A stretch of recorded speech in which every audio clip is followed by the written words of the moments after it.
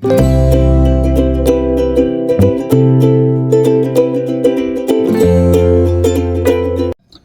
hello, salam sejahtera Malaysia. Selamat datang ke channel Fels Lifestyle. Terima kasih kerana terus setia dan terus bersama di dalam channel ini. Ada satu saya nak share kepada anda, satu perkongsian. Mungkin sebelum ini kita sudah pernah mendengar berkali-kali episod cerita berita tentang rasuah, penyelewengan dana, sakau sana sini, jangankan yang terkini. Sedangkan sebelum ini pun banyak berita tentang rasuah, penemuan timbunan wang, barang kemas dan macam-macam lagi. Kita juga pernah mendengar ada akaun yang dibekukan. Kali ini saya nak share kepada anda satu lagi penemuan yang melibatkan RM 218 juta yang melibatkan 14 syarikat. Di mana yang pasti berita ini menggemparkan seluruh kepimpinan politik. Tak kisahlah Mahathir kah, Muhyiddin kah, Anwar Ibrahim sekalipun sebagai PM. Pasti mereka sebagai pemimpin yang berjiwa rakyat, pemimpin yang tulus, mereka pasti tidak suka tentang rasuah. Pasti nak lawan rasuah. Jadi ini adalah satu berita yang saya nak share kepada anda. SPRM siasat 14 syarikat, salah guna lesen import, beku akaun bank RM 218 juta. Sebelum saya teruskan, saya nak share kepada anda, ini adalah terapi imun. Produk ini adalah molekul imun, molekul bijak. Pada anda di luar sana yang sudah penat berulang kali ke hospital, makan ubat tapi tak pandai sembuh-sembuh, saya rekomenkan kepada anda, mungkin ini adalah jawaban kepada doa anda. Ini bukan obat, tapi ini adalah terapi imun. Produk ini khas untuk meningkatkan, menyeimbangkan dan juga mendidik sistem imun badan anda menjadi bijaksana, menjadi kuat untuk melawan pelbagai jenis penyakit. Pada anda yang berminat tentang terapi imun, anda boleh menghubungi saya di nombor yang tertera. Oke, baik saudara-saudara, satu penemuan besar. SPRM membekukan RM 218 juta akaun bank milik individu dan syarikat, serta menggantung beberapa lesen import yang disalahguna dalam kegiatan import rokok, tembakau dan cerut secara tidak sah. Pengarah kanan bahagian operasi khas SPRM, Datuk Muhammad Zamri Zainul Abidin, berkata, tindakan itu diambil menerusi opsi Karo yang menyasarkan 14 syarikat disyaki menyalahgunakan lesen import sah. Beliau berkata, siasatan mendapati syarikat terbabit beroperasi berselindung di sebalik lesen sah, namun menggunakan taktik pengisytiharan palsu, termasuk menukar kod custom dan butiran barangan bagi mengelak pembayaran cukai sebenar. Selain pengisytiharan palsu, sindiket ini juga dipercayai terbabit dalam penyeludupan tembakau, cerut, rokok dan minuman keras yang disimpan di gudang persendirian sebelum diedarkan ke pasaran, katanya dalam kenyataan.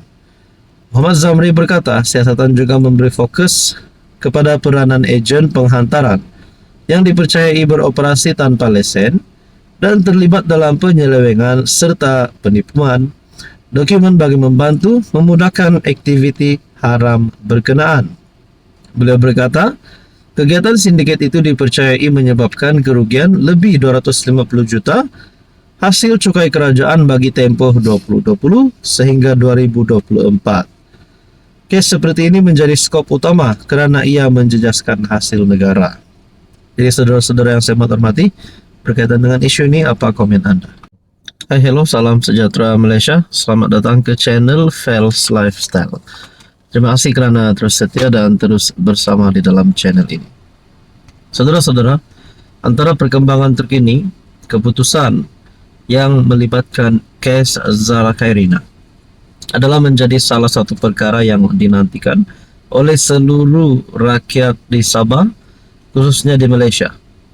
Berkaitan dengan kes ini, satu keputusan mahkamah yang saya nak kongsi kepada anda, ini berkaitan dengan pasukan pembelaan 5 remaja. Sebelum ini kita sudah mendengar berita berkaitan dengan 5 remaja yang terlibat dengan bully. Dan yang terkini pula, pasukan pembelaan 5 remaja diterima sebagai pihak berkepentingan. Kita bertanya-tanya, apakah keputusan-keputusan penting terkini yang kita perlu tahu? Mahkamah Coroner di Kota Kinabalu hari ini bertarikh 3 September membenarkan peguam yang mewakili 5 remaja yang didakwa dalam kes bully pelajar tingkatan 1 kes Zara Khairina diterima sebagai pihak berkepentingan dalam proceeding inquest yang dijadwal bermula pada 2 petang. Hakim Mahkamah Session Amir Shah Amir Hassan bertindak sebagai coroner membuat keputusan itu selepas mendengar hujahan daripada Persatuan Undang-Undang Sabah SLS. Pasukan peguam yang mewakili Ibu Zara Khairina serta barisan peguam bagi 5 remaja berkenaan. Oke, baik, sebelum saya teruskan, saya nak perkenalkan sebentar kepada anda di luar sana yang sedang ada masalah kesihatan, penyakit berulang dan sedang mengalami apapun juga jenis penyakit melibatkan 3 serangkai gout, gastrik dan macam-macam lagi penyakit yang kita biasa dengar. Mungkin ini adalah jawaban kepada doa anda, kepada cita-cita anda untuk menjadi sihat semula. Ini adalah terapi imun untuk mendidik, meningkatkan dan menyeimbangkan sistem imun badan. Sekiranya anda ingin mengetahui lebih lanjut, anda boleh menghubungi saya. Perkara ini dibantah oleh LS dan pasukan peguam Ibu Zara Khairina. Pegawai pengendali pula tidak mengemukakan sebarang bantahan. Setelah meneliti hujahan semua pihak, saya berpendapat kepentingan semua perlu dilindungi. Oleh itu, saya memutuskan peguam bagi pihak remaja berkenaan diterima sebagai pihak berkepentingan dalam inquest ini, kata coroner berkenaan.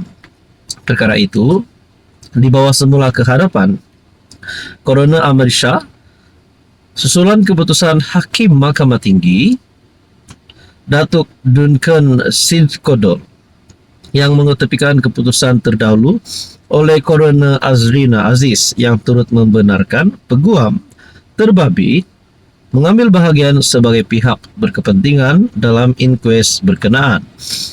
Bagaimanapun, Hakim Duncan menegaskan bahawa peguam terbabit bebas mengemukakan permohonan semula di hadapan Coroner Amir Shah yang kini mengendalikan kes berkenaan selepas Coroner Azrina menarik diri. Coroner Azrina yang juga pengarah Mahkamah Negeri Sabah menarik diri daripada mengendalikan kes itu atas alasan beliau menetap di Papar, iaitu lokasi sekolah agama yang dihadiri Zara Khairina, meskipun menegaskan beliau tidak mengenali individu yang didakwa terbabit. Jadi ini adalah beberapa keputusan terkini saya kongsi kepada anda.